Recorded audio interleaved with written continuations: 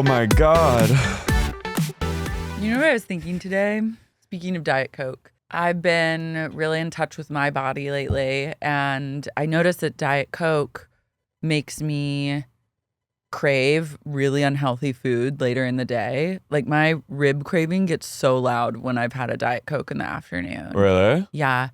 And I was thinking, why doesn't someone just make, because that's the thing, people are like, Diet Coke's so unhealthy. I mean, it does have like cancerous shit in it, but also I was like, they were like, don't drink soda, like you'll gain all this weight. And I was like, how are people gaining weight if they're just like chugging Diet Coke all the time? Like it's like 0 calories. And then I put my ribs together, my rib cravings and the Diet Coke. And then I thought to myself, someone should make a Diet Coke ripoff that tastes the exact same. Stars. But that doesn't have any of the cancerous shit. I'm sure you could like get really down into the flavor. This requires scientists and like millions of dollars. So like someone needs to do this, but all healthy. So like an actual Diet Coke. So like it is Diet Coke. It tastes the exact same, has the same mouthfeel of a can. And it's actually diet. But it's just actually like a healthy drink. So you're asking a corporation to do something good. I'm asking people whether or not they want to disrupt big beverage and offer something else on the market that people would certainly. I love that you were like this. I've been thinking about this. What if Diet Coke was good for you? Yeah, that's my big pitch. That's my pitch. I think the market's ready for it. Now that I watch industry, all I say is I wonder about what the market has to say. I gotta say, last night's episode is a little. Oh, I liked it. Okay. I mean, I'm fascinated by the subtleties and the like. Oh, I love subtle. I'm down. I'm on this ride. Character back and forth. I liked Harper and Petra. That demise. Yeah. Petra got burned. But I think Eric's storyline was really important for him and Bill to like work out their friendship. So confusing. Mm-hmm. And Eric said once again, I'm the supreme. I'll see yourself to the fucking elevator. Yasmin's a real tragic character. I know. I worry for her. You think she's gonna princess die? No, I just don't think that. I don't think she's gonna be happy with Rob. No. Like she can't go with Rob anywhere. No. Rob she needs, unfortunately, she's like only gonna be happy with someone that's like her dad. I feel like do you think they're gonna proposition her to like marry Henry in order to like save herself? She has to be like a concubine. Well, yeah, I think that's the tragic or like they're gonna buy trajectory of her character is that she's been groomed to just marry off to someone by her pig dad, and I think she's like tried to fight it so hard, and I think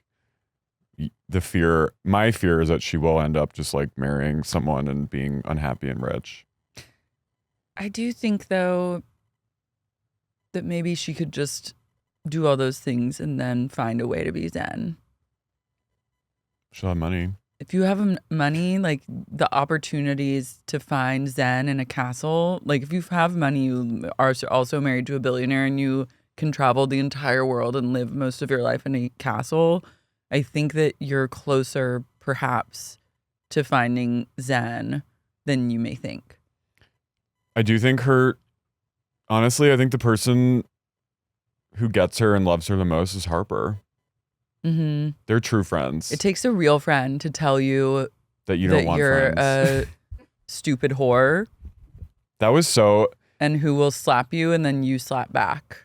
They're sisters. Have you ever slapped someone in the face? No. Have you been slapped in the face? Yeah. Interesting. Yeah, I don't have a desire to slap or be slapped by a girlfriend. But maybe if you're really heated up. I do think Harper is like a queen of collateral, but I really do think she wanted to help Yasmin with her dad. Yeah. I don't think she meant to air Yasmin out, but the train had already left the station, so there was nothing she could do. No, but I think like when she was like snapped into the moment, I think she was like, that's a true girlfriend. Question. Here's my theory with Petra and Harper. I think that Petra is going to get pushed out and Harper will reign supreme. Yeah. I think those guys way more respect a woman like Harper than they do a woman like Petra. Well, Petra's petrified. Petra is very like, she talks a big game, but she's like still wants to stay in the confines. And I think she's still a narc. Well, she's a narc, but yeah, but she's like kind of a purist at the end of the day. And she's like, she doesn't want to be involved in insider trading, which, let's be fair, I'm sure all these people actually do that every day. Yeah. But that's how the whole thing happens is don't people just tell you like, do this? I heard this is going to be good. I mean, it's like when all the politicians, all the Congress and Senate were told like, hey, COVID's coming. Yeah. And they were like, they banked out. But I think fire up Robin Hood, let's buy some Zoom stock. But I think Petra is like, at the end of the day, she's wants to be renegade, but I think she's like, whoa, Harper. Petra's like, I'm a crazy bitch, but Harper's the craziest bitch you'll ever meet. And I fucking love her for that. She's slaying this season. She wore a whole suit by the row one episode and I was gagged. She also always has like a hot man. I know. That guy. She's sucking and fucking and then dismissing and trading. And she has... When Eric called her the C word. It's true. And she says... She went like this. She's a woman that has like 10 computer monitors near her at all times. She's literally Zosha's Mammoth and Madam Web. She's like 15 of those characters. She has a wall of monitors in a hotel room. Where'd you get those? Where didn't she get them? Do you mean to tell me that wall of monitors was like set up in her shared house with Rob? Harper she will reign supreme, but I do think her crash will be... She'll come to a fiery end. Her crash will be explosive and she'll like get whacked. I think she'll get killed. Yeah. But like she'll achieve everything she wants. I need this show to go on for like 4 more seasons. I'm worried Rob's going to get killed. I think for something tells me, because now all these actors are getting really big and they're all like getting different, like Harry Lotley's in the new Lottie is in the new Joker. He plays I was like, what's Lottie? He plays Two-Face. No, Rob? Yeah. He plays Harvey Dent. He's like going after, he's the prosecutor. Fuck me. He's so young. I always, when I see him, I want to go, fuck my face. You know? He is very, fuck my face with your sad fucking dick. Because he's a sad, giant, uncut cock. You know? Wow. Okay, and just HBO, cough up some more coin for these people. Are they trying to write him out? That's what I thought. I'm worried. I'm just worried that he's like, something just tells me that whole dream sequence, by the way, when that woman that he was, the older woman, that scared me. That's scary. When she was standing there like this. Well, he's also so close to death at all times. No, I know. And he's barely hanging on. The line between life and death for him is it's gossamer. Mm-hmm. It's literally... It is. It's a little curtain. And I worry that I think the fake out of Yasmin kind of offing herself, she kind of damaged herself. Yeah, she's a mess. Honey, stay away from drugs. But I think Rob he's heading towards something, and I worry that actor's just... I think he's just going to behold more horrors. And it ultimately is telling him to like get out. But before get out of the biz. But before that, I beg you, Rob. Fuck my face. The market is he literally makes him. you like, I'm Reagan in the Exorcist. I literally... Fuck me! Spiritually, I feel that energy from you across the city whenever I see Rob on the screen. I just love literally, there were so many close-ups of him last night, and I was like... In the back of my mind, I was like, Carrie's in a place of fuck me, my face. There's just something about it. He has this sad, like, his pouty lips, those eyes. He's just so hunky to me. And I don't know what it is. You know who's my hunk? Who? Rishi. Oh, well, obviously. But he's like, hey, wanna fuck? You know? But Rob's like, fuck me. Rishi's like fun. Rishi's really fun. Sex with Rob is like, behold. It's like when Lady Jessica and Dune goes, you will see the beauty and the horror. The blue juice. He's spice agony. He's the spice melange. Rishi is fun, and you want to like be with him longer. Rob makes me like drop into Bene Gesserit voice when I see him. Mm-hmm. Let him try. They're like, they're going to write Rob off. And I go, no, you will not. You will not write him off. I need one more season of Rob. On the final episode, they're like, all right, what's his name? His Rob. Actor's name? Henry. That's a wrap on Henry. Harry. Everyone, thank you so much. And you hear, no, we are not done yet. And Carrie's shown up to the London studio. I know. Yeah, Is Joel Kim Booster going to come back? Unclear. I don't know. I liked his dick. Yeah. Yeah. Did you watch The Penguin's good? I haven't. I need to watch it. Colin Farrell is unbelievable. He's so talented. It's crazy. He's Raw also talent. He's also so He's hot. and just like a good guy, it seems. Probably maybe he's not. like a bad boy gone good. The way I watched an interview recently where he was talking about his son because his older son has that I watched Angelman's. He's just such a dad. I know. Ugh. But his transformation is pretty insane. He's a fuck my hole. Yeah, he's fuck me. Mm-hmm. Because again, he has that sad, like Celtic look. Am I gonna get turned on by Penguin? You will, because he's kind of like Tony I Soprano. know. I'm already seeing it. Anyway, Wait, huge news. Earth will get a second moon when an asteroid orbits the planet. Earth is expected this year, starting in November, or no, starting the end of this month. Oh my God, so soon. So soon. 6 days away. The asteroid was discovered in August. It's set to become a mini moon revolving around Earth in a horseshoe shape from September 29th to November 25th. That's pretty crazy. This is an insane time for this asteroid, like in an election year. Oh my God, this feels like some sort of. This is like a sign from this is a horseman of the apocalypse. But I love how it's very like, I love when they just randomly will be like, oh, by the way, we're going to have a moon. Mm-hmm. And we'll all have to be like, okay.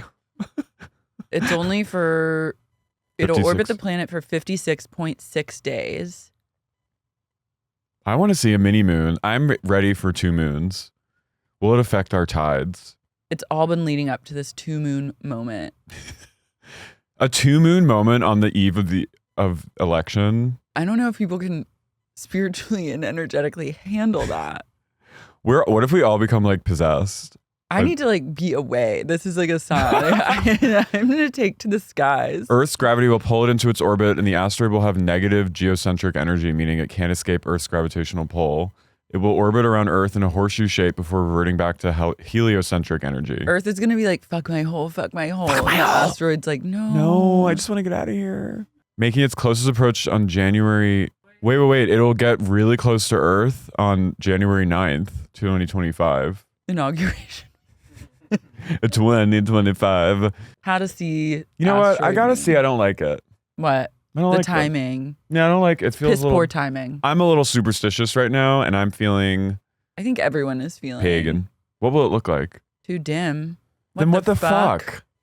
Who the fuck cares then? Why are you even taking up real estate I'm in my so brain? upset. This is bullshit. Fuck you. Fuck whoever wrote that whoever headline. wrote this article. You bad journalism. The second moon. It's not going to be visible unless you have like a telescope.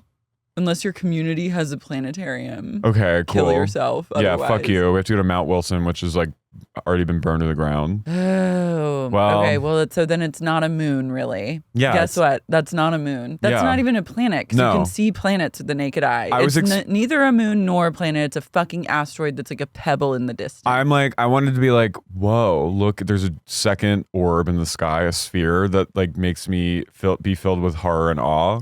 Instead, we're getting like, not even that. no, it's You won't even realize it's too dim.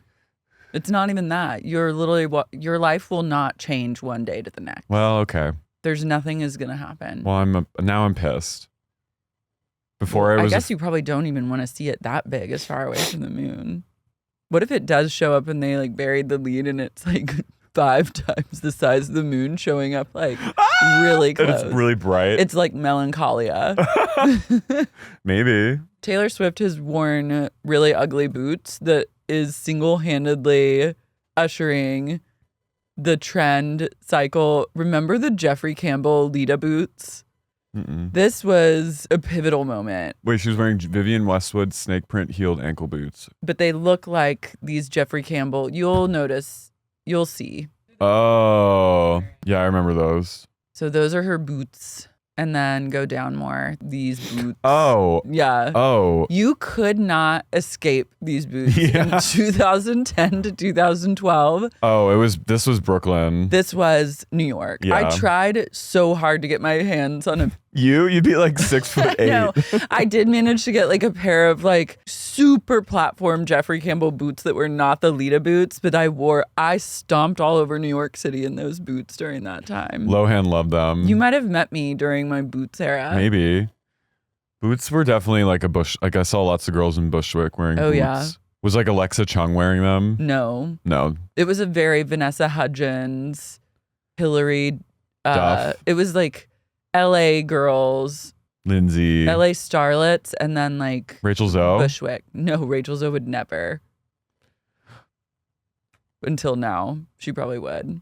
Rachel Zoe has like a line of like homewares sold at Marshall's. She and her husband. I know they're splitting. It's for the best, I think. Those look like Jerry Holloway shoes. Hollowell. That's literally Ginger Spice. Taylor's like, I'm bringing it back. Well, the good for her. chokehold that these Jeffery Campbell Lita boots had on millennial women They're is coming not back. to be underestimated. She's extra tall girl in these. Mm-hmm. That feeling when you just have to go so tall. I'm still mad about the asteroid. I know. It's really annoying. What if we all... Why even say anything? Wait, what if everyone in the world woke up one day and we were all wearing Lita boots in bed? Like everyone in the world. What would you do? Would you believe in like that this was a simulation? Yeah. I'd believe that like you were running the simulation. If I woke up with a full pair of boots, I go, what's on my feet? And I step out of... Carey! Yeah, it would be you're in charge of the simulation. I'm going to get Tony Lita boots. No, everyone's wearing them. Even dogs. Like the guys who come and get the garbage in the morning, the mailmen, the mail women, the mail days, the, construction workers. Like the most manly men you can think of, everyone's wearing Lita boots. Lawyers, doctors. Doctors are operating, doing full like heart transplants in Lita boots. All the emergency room personnel. Firemen are wearing them. Firemen are absolutely wearing them. Cops wear them. Oh my God. Soldiers have to wear them. The United States military. The whole war. What everyone war? in Ukraine. Which one? Everyone in Ukraine conflict and everyone in the Middle East conflict is all wearing Lita boots. Children, babies. Babies come out of their mothers in Lita boots. Mm-hmm. Because of Taylor. Yeah. Her impact. I know. So speaking of girlies, ladies, Jen Affleck from Secret Lives of Mormon is apparently, her husband Zac, the worst man in America, is apparently not actually related to Ben Affleck. Friend of the pod, Katie Natopoulos. Queen was a guest years ago. Such a good writer. She did a deep dive on the genealogy of both families back to Scotland in 1801 and found that there was no connection. Zac, this isn't Jen's fault. Zac told Jen that he was his second cousin. So she's just operating under the assumption as a good wife. My husband is Ben Affleck's My second husband's cousin. always right. And he's a fucking liar, as we know. And he's a little baby. He's a little fucking whiny baby. And so he lied. What else has he done?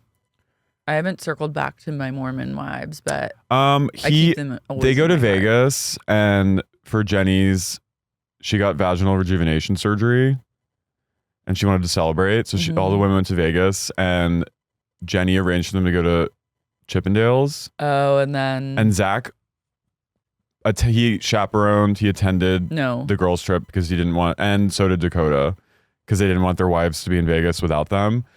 But because Zac doesn't have a job and he's still in like medical school, whatever the fuck he's in, I don't know, grad school, Jen, who makes the money in the family, gave him, he's a gambling problem. Like he has long-standing issues with gambling. That's why I wanted to go to Vegas. Yeah, but Jen gave him $2,500 of her own money to go gamble, and he had the audacity. And Jen, they go in a party bus, they go to Chippendales, and they meet them before. and it's fun. They like have them like rub some, baby oil. Chippendales is the least sexual thing you could possibly do with your life. But Jen is literally shaking. She's in tears. She's like, oh my God, this is horrible. I'm like, she goes full Sutton. She's like, no, she's like, my husband's going to be so mad at me. I'm betraying him right now. Remember when they went to Chippendale or they went to something? She was horrified.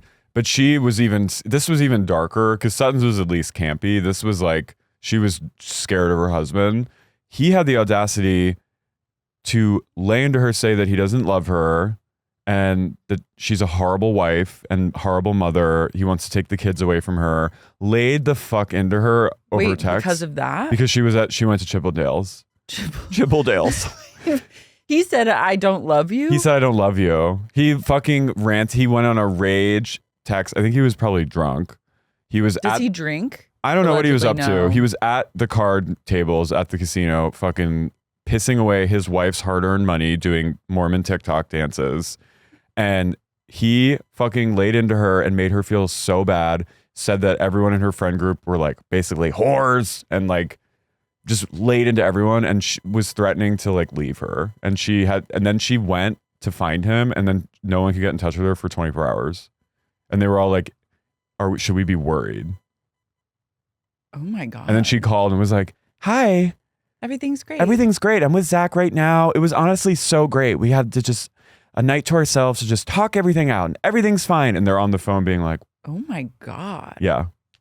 And I was like, Dakota scares me. I was like, this man. He's the scariest. He's the scariest motherfucker. He looks like a Children of the Corn. And I'll say it to your face. Fuck you, Zac. Also, like, the manipulation at play when a man who makes no money is saying, I'm going to leave you. I'm going to take everything. I'm going to take the kids. You go, okay, then please do. Not her. Not her. But he goes, give me money.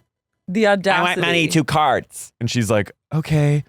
You know what's going to happen is she's going to support him all through medical school. He'll become a doctor and then he'll leave her for a younger woman. He's like a piece. He's just like, and he looks like Village of the Damned with his like feathery, like white hair. I'm like, this guy is bad news. She needs to lose him. He's poltergeist. I think deep down is a good person. Yeah, she's just sucked in. But she is so brainwashed by this fucker. And the fact that he lied about this tells you everything. Be like, okay, leave then. Okay, leave. Let's see. Leave, broke ass. Yeah. You don't make any money. But him being like, I don't even love you. That's crazy to say. To your wife! If you're saying that to someone, then like you shouldn't be with them. And that's the truth. And all the women, the way they were like, should we be worried? I was like, they think she's like gone missing. He went full like Scott Peterson. Damn, I would rather have a gay husband like Whitney than have a guy like Zac. At least you can like kiki. Yeah. I mean, he might like go on Grindr and that's fine. Send Let's voice talk about notes. it. Yeah. It's like, I want to watch you. Yeah. People. You can make it fun with a gay husband. You cannot make it fun with like a scary husband. Like liar who does not law. Who's a broke. Who you support. Yeah. And then Get the fuck out of here. Her being like, here, you have a gambling addiction, but here's $2,500. And then he yells at her. That's the audacity. Yeah. Dakota, I don't love either. They're saying allegedly Taylor has left him. Thank God. Let's just. But it's also like scary because you just don't know who she could end up with next. I think her parents need to put her on lockdown. They need to chain her to something. Her parents are like literally like, you are such a crazy piece of shit to their kid. Her mom is always like, my dumbass kid at home. Taylor needs to be like, they need to put like a chastity belt on her. Look at her hat. She has the dead eyes of a prisoner. He looks like a Kennedy. Looks like Ted Kennedy, young. Kind of. Chappaquiddick. That hair looks like I got struck by lightning. Yeah, he looks like Gary Busey's son. Mm-hmm. Jake Busey. The Contact guy. It's deep Busey energy. Bussy. His Zac Bussy.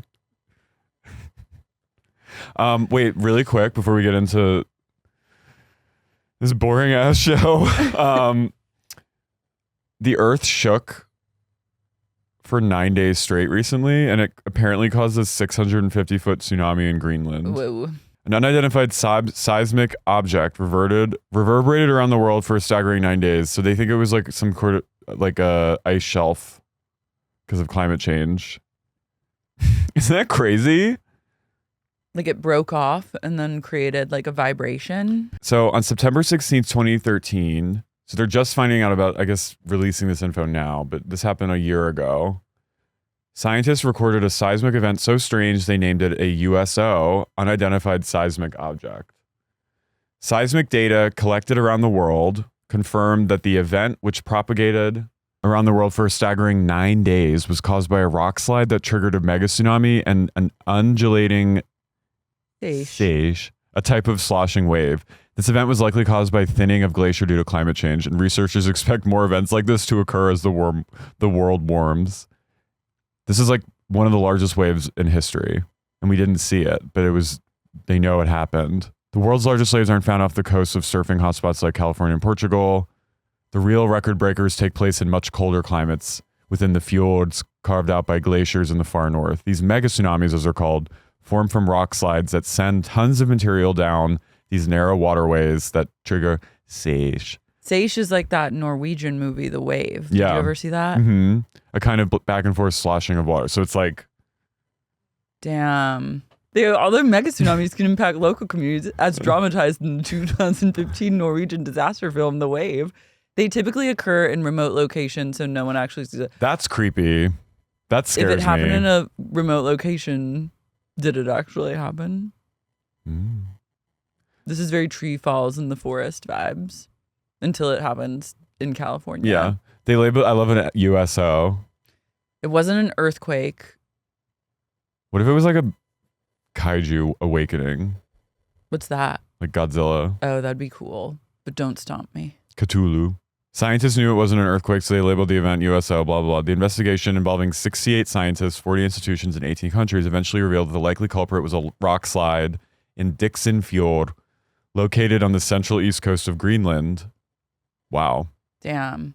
That's only a matter of time before we get more mega tsunamis. Wait, the rock slide delivered enough material to the fjord below to fill 10,000 Olympic swimming pools, spawning the creation of the mega tsunami that reached a staggering 656 feet high.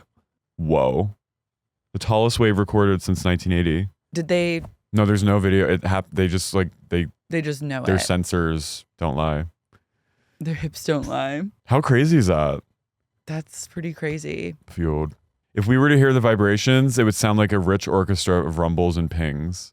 Instead, the symbol from Greenland was a completely monotonous hum that lasted for 9 days. That's really creepy. Woo. Well, Get ready. start praying. Nothing like climate change. Honestly, if you're on Apple News, they love nothing more than to destroy your every single day with a barrage of climate. That's their number one. It should be called Apple Climate Change. Yeah. Because all it is are climate change articles. I had to get off Apple News, like stop checking it as much because it served me so much climate change content. I was actually getting depressed. I've been trying. I feel like I've been less doomy on the pod. Yeah. I've been trying not to like share doomy stuff, but this was just like wild to me. So I felt it's just interesting. Yeah. I like it just going like this for 9 days. Going,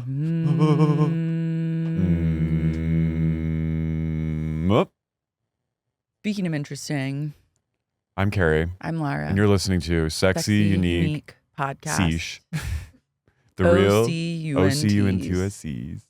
So we are in Sonoma still. Heather and Shannon have just had their come to Jesus talk where Shannon raps on her window in the dead of night to show a photo of her bloody face. And Shannon's basically like, well, none of this is going to do anything or change anything. So why don't you go on and use my glam team and you can get ready for this dinner? And Shannon's like, okay. Yeah, Heather's like a really good friend because she's the kind of person, like I love Shannon's like, I can't go to dinner. I look like shit. And then Heather goes, I have glam. Just use it. Yeah. And I was like, that's what a friend like Heather is for. I think this was secretly Shannon's plan all along, was to go and like look like shit and then be like, get free glam. I can't go to dinner, and then be like, oh, okay, if you're letting me use them, that's fine. Shannon is a bit in like victim mode, I'll say. I'm trying to like show her a shred of grace. I'm trying to show her a shred of grace. I mean, it's shitty what she's going through, but she's definitely not helping her case. No, certainly not. Lexi calls Johnny J the person that she cannot live 30 minutes without FaceTiming. I hate their love. I hate their love so much. It's hell. I hate when they talk. I hate the boring ass connection between them. I hate how excited she is to talk to him, a true loser. Emily comes in with like the cuntiest outfit. She looks so cool. I like want to wear that outfit. You should. It was very like, it was almost like Kris Jenner. It was kind of like cunty Chanel vibes. And she comes in and she's like, you can't go to dinner. She's like, you need to like make good with Shannon. Good with Shannon and like stop the insanity because you're like gonna drive this woman to suicide. And Alexis is like, I'd rather stay here than betray my man like that. And she's like, fine, stay in this weird room all night while you like. No, she would. She happily like volunteers to stay in the room because she knows it means that she can just talk to Johnny J all night. They like fapped on the phone all night. Shannon is fuging in the glam chair and the makeup artist is like touching her up and goes, I never liked John. And Shannon goes, the tiniest smirk. Shannon, Tamara, and Heather go to the bar and they're ordering drinks and then fucking Belvedere soda. The door goes, can I just have a Belvedere soda? And you see Tamara literally goes like this. I was like, I was of two minds where I was like, Tamara, leave her the fuck alone. And then I was also like, Shannon, you're an idiot. This is the last person you should be drinking in front of because she'll. Yeah, you're stupid for that. Collateral judge over here is gonna like. I know this is true. This is alky behavior. And Tamara does the thing which she's right, which I've done before. She goes, I know what Shannon's doing. She's ordering a drink to be like, see, I don't have a problem. I can have one or two and be fine. If I was an alcoholic, I would be like intentionally not ordering in front of you guys so you would see. Yeah, but she's also doing the thing where it's like, it's just been so hard, so I like deserve this. Yeah. Which is, as I've said before, wildly annoying. Yeah.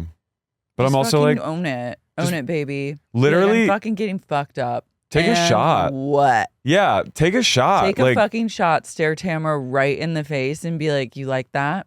There's more where that came from." Yeah. Say, I'm going to town. I'm gonna get a handle tonight. Lexi is talking to Emily and she's like squawking at her and she goes, I've been fucked over bad in this too, okay? And I was like, how though? You seem to be winning. Lexi goes, I'm just fun, Lexi. She goes, why can't we have fun? And then she goes, why did Shannon bring it up during a freaking charity event? Lexi is the devil.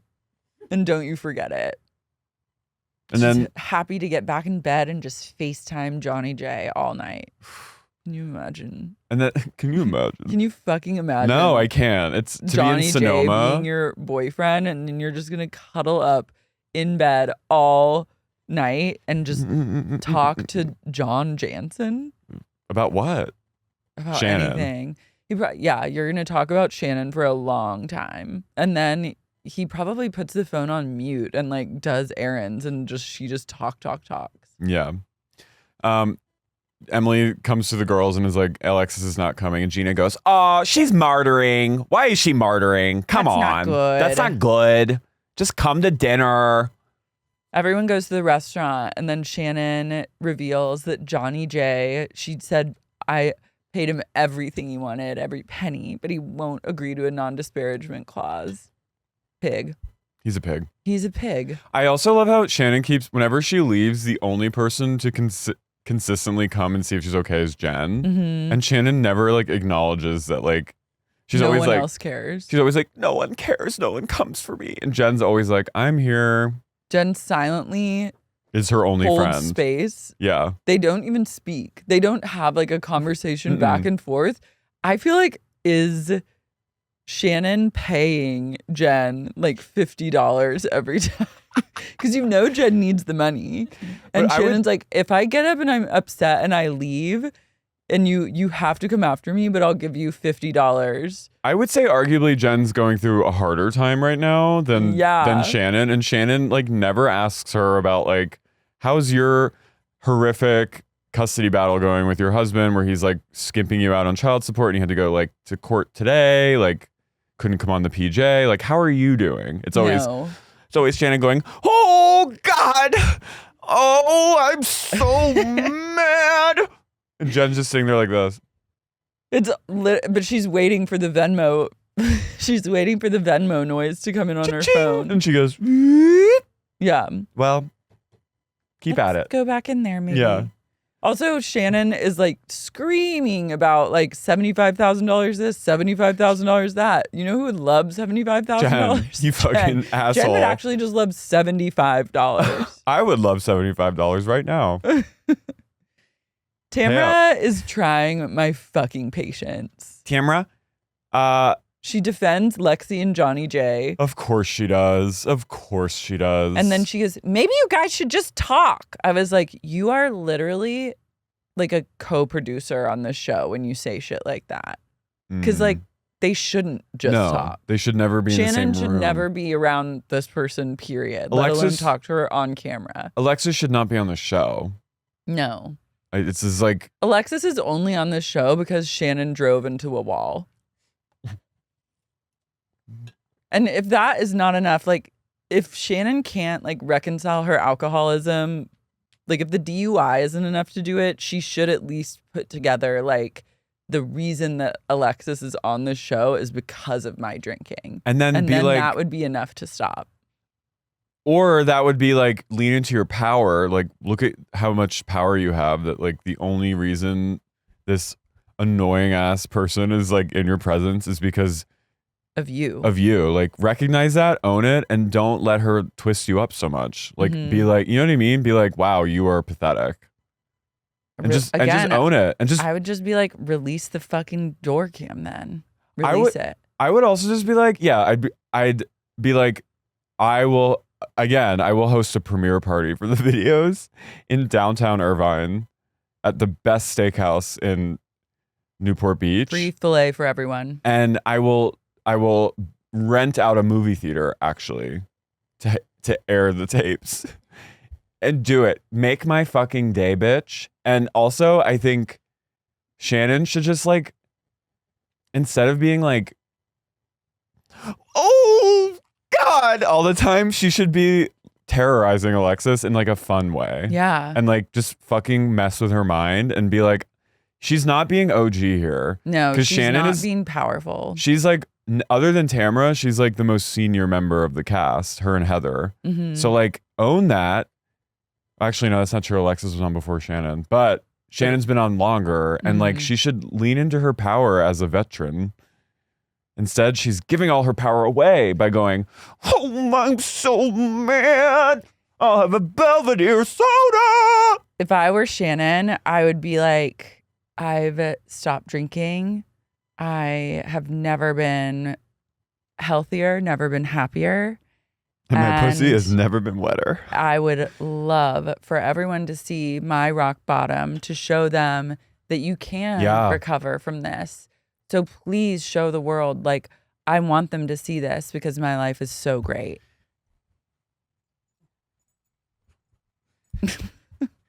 That's so true.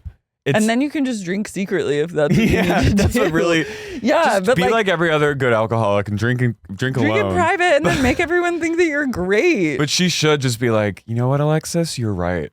People need to see this. People need to see this, and I think women need to see this. And she should be like, I think it's a really Christian act on your part to push me to be a better version of myself, and for that I say thank you. I'm really happy that you're here. That would freak her out, and that would John, Jane, her's relationship, their connection would immediately dry up because that's the only thing they have is Shannon. And also Shannon could go, you know what? I believe in gifts, and that was a gift given to me as part of our relationship. You are a gift, and I will not pay John back, but I do encourage him. The biggest gift that he can give me now is to release the tapes. She should also be like, Alexis, I realize the biggest gift of all is your presence. You being here. You are my angel. You are like, really be like. And I'm so grateful. And I'm going to join your church. And I want to go to church with you. Like, walk me down the path of Christ together on the beach. I want to walk with him on the beach. Let me be your sister. Say, what this has taught me the most is that I look at the sand and I see there's just one set of footprints. But I know that's because Christ is carrying me during my hardest times. And I know you know that. So I think as a Christian woman yourself, I know that you know these things. You are and Alexis will have no choice but to be like, and I think you're so right. Release them. Release. I'd love to watch them together. She'll grab her hand and grip it really tight and go, release the tape. It's just sad that she can't be like powerful like that. No. She chooses not to be. No. And that's, I think what's sadder than not being powerful is choosing to be martyr. Weak. So the next day, we find out that Tamara fingered Emily's arse on the pool table at the bar. I don't even know what that means. What do you mean? Poked her butt. I don't think she fingered her asshole on the pool table. I'm sorry. Like, I've been at a gay... When you've been at a gay club and seen someone bareback top another man in the middle of the dance floor, these like little silly shenanigans that housewives do. Laura's the most... She is the most... experienced hag in this she's like sitting there going, call me when you see a man call me when it's fucking full penetration. Call me when you see a man butt fucking balls deep raw dog at Foo Bar Thursdays 4 in the morning on a Friday morning. Call me when you see that. One finger in the arsehole. It wasn't in there. I don't believe that. I know, but that's what Heather repeated. I know, but it's like, I don't like it when I don't. Laura's like, I don't take kindly to the women stealing gay valor in this way. She didn't. I wish that she fingered. I wish that she spread Emily's cheeks wide and just fingered her asshole, looking around at the bar. But she didn't do that. No, she went. Boop. Emily laid down. She goes, and then they go, she fingered her asshole. I think Tamara's sucking apple pie off Jen's feet. That was Foo Bar. That was fucking. That was Big Dick Thursday's Foo Bar. That's when Lara goes. Sig smoking. She goes. That's what I like. No, that's something. Now that's something. Unless you've seen a man taking a grown man's fist up his arsehole at 4 in the morning on the Foo Bar. Foo Bar. Talk to me then. Yeah. Alexis goes, I stayed in my room for 13 hours last night. I bet you did. Yeah, you loved every second of it. You loved it. You just talked about like Netflix. Lexi comes to Heather and acts like she acts like clueless / really sad at why they constantly have to split the group up, as though she's not the exact reason for that. The devil, honestly, I was like, bitch, don't. Jen goes to collect Shannon from her room to take her to the sound bath, and Shannon answers the door. It's like, mind you, it's 12:30 p.m. It's not even early. And she looks, the room is pitch black. And Shannon goes, oh, I have a fever. I can't go anywhere. I can't go. And then she closes the door and goes back to bed. I was like, you are hungover as fuck. Yeah. She tied one fucking on the night before. Katie and Jen are just catching up on the bench. And Katie's like, I need to talk to Heather again. I'm like, you need to stop talking to Heather. That's what you need to do. Yeah, Katie like wants to relitigate this. I truly believe this is like non-drama. Katie, whatever she was trying to do, the time that she actually had a little power over Heather, it's gone. Like Katie, Heather's won. Yeah, and now you're in Sonoma. You're in Sonoma, where she's hosting a charity for the LGBTs, and you're still kind of like wanting to talk to her about paparazzi. You're done. You're over cooked. For you. She's talking about gay kids and trans kids. You're not gonna get one over her now. No. So you need to shut the fuck up. You had time, and then the receipts that you pulled was literally someone just going, yes. In all caps. I continually think about Katie's receipts. Yes. And how she was like, and now the receipts. No, but Heather literally, like at this point in the show, on this, especially with these gals, she is a saint. She's mother. She's holy in this moment. Mm-hmm. Like she is single-handedly dragging the LGBT community through the mud on her back to get them to safety. So Katie needs to kind of jigger what's her next game plan and just kind of be gracious in this trip and lean into it and plan her next attack accordingly. Yeah. And also it's like she's just trying to bring it back up to let Heather know that actually Gina was the reason for it. Not good Which either. Is also not good. She's the one who brought you into the fold. Yeah. Tamara, Emily, and Gina and Lexi go to picnic to make biscuits. Yum. And Lexi says that all she wants to do is just move forward with Shannon. I love it when people say that who are then actively threatening them mere 48 hours prior. All the women, when they're wearing their chef hats, they look like the Night Kitchen. What's that? You know that children's book with all the city made of like milk bottles? I never saw the skyscraper. That. You never read The Night Kitchen? Mm-mm. In the Night Kitchen or something? Yeah, there's like a naked dough child. I love that. Anyway. Shannon comes stumbling out of her tomb to do some forest bathing. She's drunk still. She drapes like a kind of quilted blanket over her, and she kind of looks like that picture of Selena Gomez wearing the blanket and like staring off. She also lays down on her side and is like coughing, and I'm like, this is literally Kate Winslet in Contagion, like dying on the like army barrack hospital ward. This is like when an alcoholic gets like this, it's not fun anymore. You know, when they like come to the sound bath, they've like taken up the energy of the prior day. They're like so traumatized by everything, and then like went into cave mode, and they've emerged and they're in a place of like blanket and like plaintive coughs. Like you close your eyes and are listening to the forest, and you just hear Shannon going, sorry. I hate sorry. That's the worst. It drives me up the fucking wall. I'm glad her daughters are in like Paris and New York. They deserve every bit of money they're getting from mommy and daddy to go travel the world. They deserve it. Because imagining dealing with sorry. Fragile, like just sitting there like post-drunk fragile energy. I just would rather have a drunk be owning it wholeheartedly. Shannon should come out ripping cigs and laying. It's the stages of alcoholic rock bottom, the ruse that you're like, I'm fine. That is the urge to ruse as an alcoholic. I know it well. Mm-hmm. The urge to just be like a sad victim. Yeah, and then the urge, and so fragile. But then the urge to be chaos comes right at the very end. And that's kind of fun. Is she gonna go in chaos mode? Mm-mm. I think some alcoholics stop at victim mode and they linger in victim mode for years.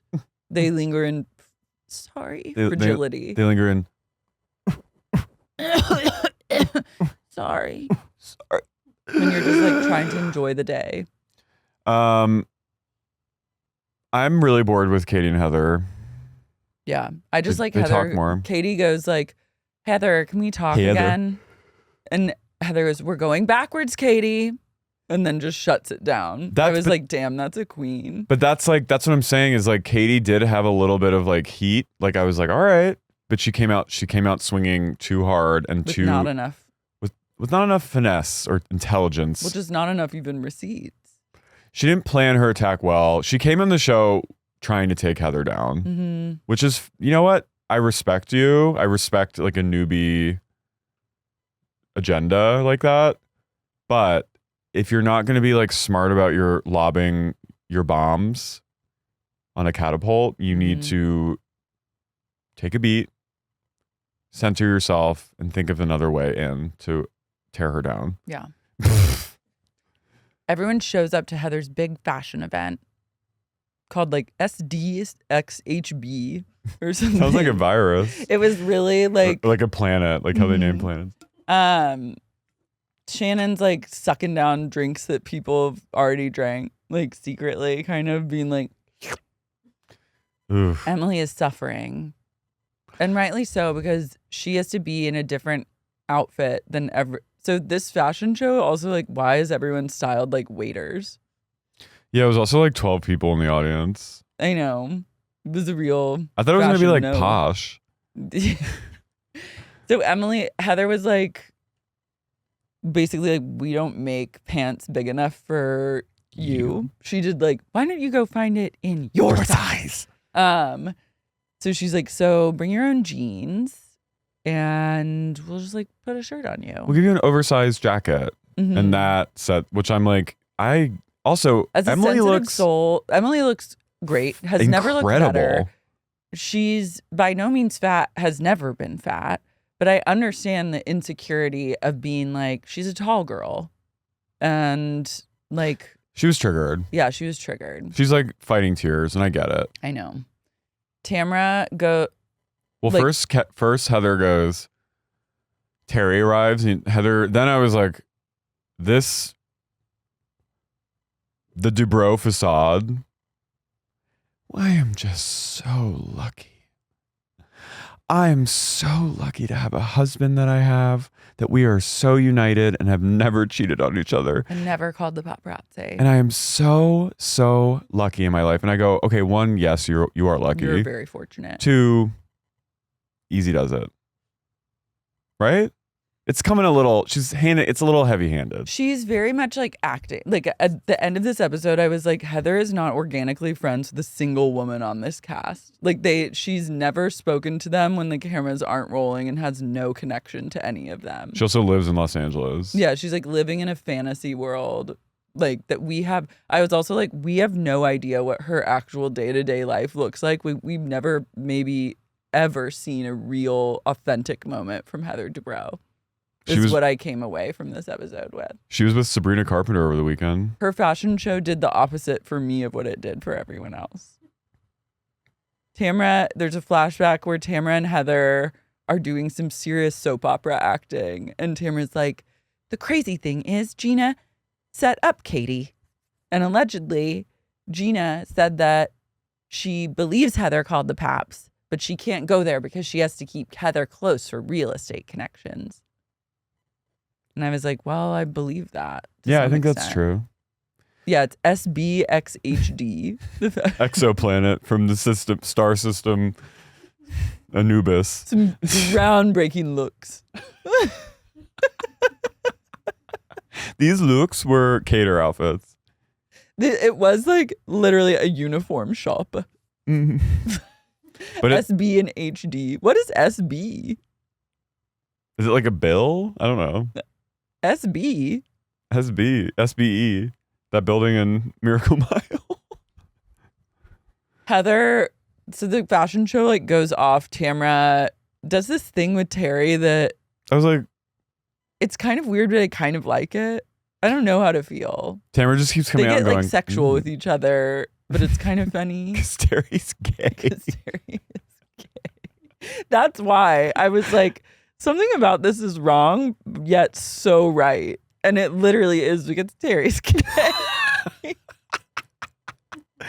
That's the only explanation for that is exactly what inside I was feeling, and you put words to that, so thank you. What at this fashion event though, everyone's a little gay. Yeah. Emily at one point after the show, you hear her go, "Love is love." I was like, oh my god.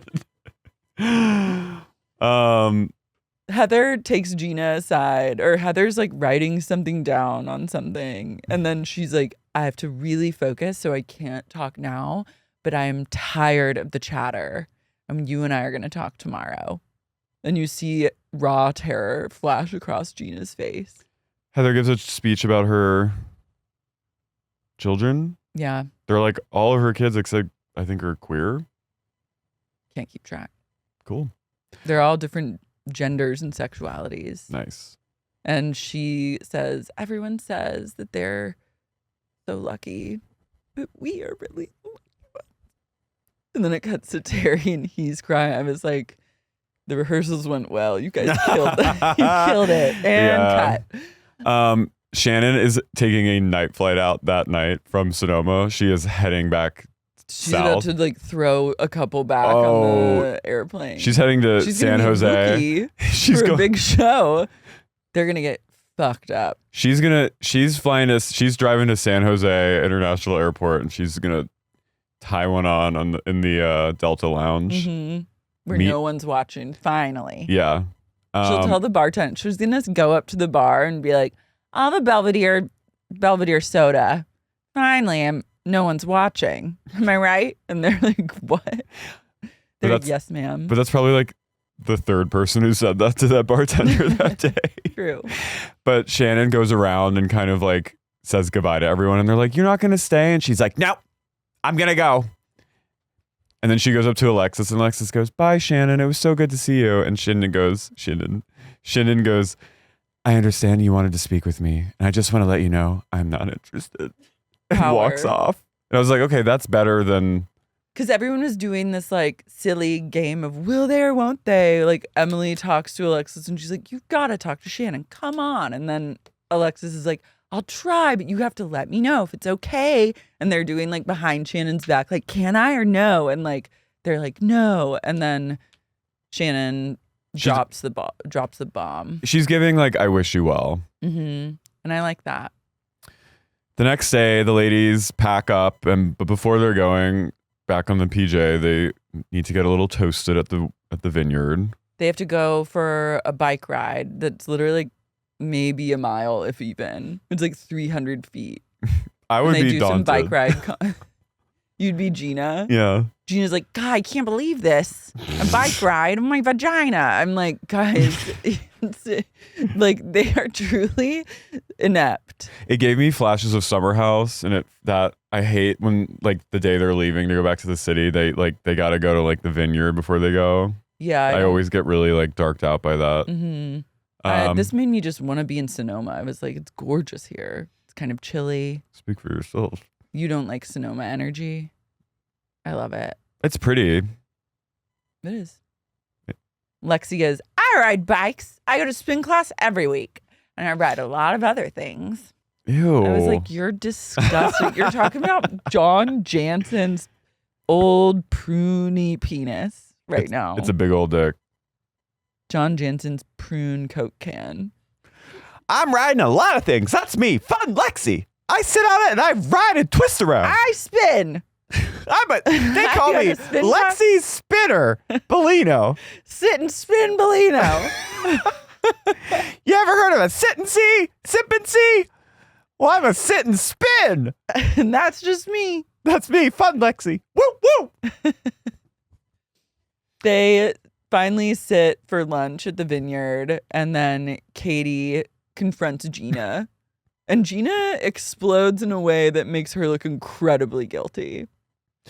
Katie goes, I heard you're calling me a liar. And Gina's like, what? Yeah. What the fuck are you talking about? And then like goes off, and then... Well, first she goes, yeah, I did. And then she says... She drops the bomb about the real estate thing. Mm-hmm. Tamara chimes in. She goes, Gina's like, I never said that. And Emily has her back. She goes, she would never say something like that. She's going through a really hard time. Like, but I also like Emily's passionless defense. She's punching in. She's very like matter of fact, but like still giving the sound bites that one needs. We've all been there with a friend. We know it's like deeply wrong, but we're like, she's having a really hard time. You have no idea what she's been through today, etc. Yeah. It's like when Lisa Vanderpump goes, she does defend you, Kim. She defends you every day at the Amsterdam dinner. It's just very like line. Tamara chimes in and she goes, Gina, you're so defensive. It makes you look guilty. And then Gina takes the bait and she's like, I'm not guilty. Like, blah, blah, blah. Like, I don't understand. You're pissing me off. And Tamara goes, what? I'm a bad person because I like Katie. Tamara is truly like a fisherman the way she baits people. She's like, because you know she does not care. Mm-mm. She's just saying something so that you react to it. She's the Joker. I kind of like it now. You have to like. I have to Tamra would- respect. I respect her. you have to tread so lightly because she just like kind of finds a way to just wedge the knife in where it's just looking for any sort of reaction. I think she and her mother had that relationship, so I think she's like, Doing it. yeah. Gina goes, "You're a fucker." Yeah, she cries. She's crying and she goes, "You're such a fucker," which I loved that line. No, get out of my face, you fucker. She cries about Travis again. I was like, "Leave him, girl. Enough is enough." Yeah, these tears aren't for Travis. Yeah. These tears are for the truth that you want to make it big in OC real estate, and that's fine. And then Katie and Gina randomly like bury the hatchet. It was She's like, random. It was random. And then I love Gina going, "You better stop." And Katie goes, "Okay." And she goes, "No, seriously." And they hug. I just love, don't talk to me, fucker. You're a fucker. Tamara is a fucker. She's a little fucker. She's Gina a was right. face. I have to go to the. I'm gonna be late. Oh, okay. So let's do a cult shout out. Cuntus Jack Wilney Chrissy Barlahan. PJ Global. Alex Delisle. Makeup Fresh. Obviously. Emily Vaughn. Gina Sapienza. Sarah Elizabeth from Boston. Elle from Elle. Lucy from London. Brooke Johansson. Lilia Farrell. Gerd, Queen of Brooklyn. Jesse, obviously, Toledo Hyder. Dilly from the Beaver Picture. Jessica Hernandez. Mazatov Laws. Mary. Katie Solon. Mike Earhart. Sharon Baum, Realtor. Timothy Chalamet. Matthew Thomas. Owsley Robinson. Cheeseburger Bay. Mariah Kay. Kathy West. Kip Moore. Hillary from Chicago. Orlando. Patron of the Farts. David from Switzerland. Nick Sedaris. Grace Ellinger. Emily. Kim Lucas. Drew from Toronto. Katie Suplawyer. RJ. Modern Counseling, McLean, Virginia. Jeffrey Pratama. Love and light. Bye. Gotta go.